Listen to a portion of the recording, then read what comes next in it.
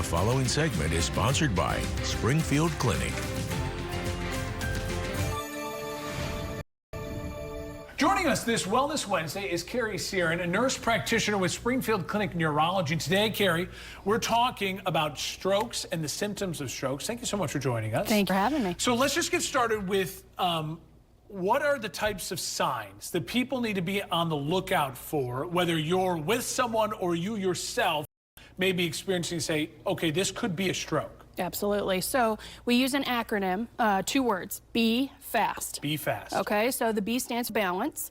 You can have a loss of balance. You can be incredibly dizzy. That can be a sign.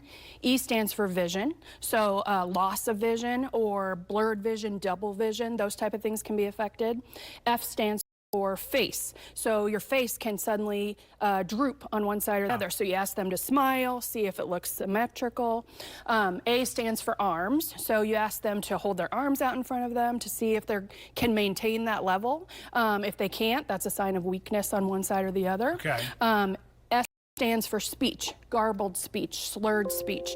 And then T stands for time. So time is very important. The quicker we can get them, that we can spot the signs and get them to treatment, the better.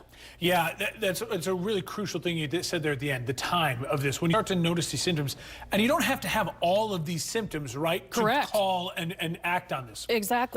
One symptom is enough to call 911 or call your doctor if it's a very short amount of time that it occurs, and most likely they're going to say, we need to have you worked up at the ER. Come in and so those are the symptoms. But what are the causes? What is causing in the body for someone to actually have and experience a stroke? Sure. So stroke is basically tissue damage in the brain, okay? That can be caused by risk factors. So think cholesterol, specifically your LDL cholesterol. We want to keep that number under 100, okay?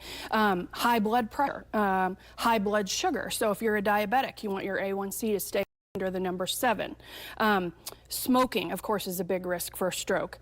Stress is a big risk for stroke. And then obstructive sleep apnea. So if you're waking yourself up at night, if you're gasping for breath, you need to be evaluated. Wow. And we need to make sure that's treated. Yeah, those are all easy things to monitor and to track, but it takes the effort, it takes the time, and it takes a plan usually with your doctor or your nurse and your staff.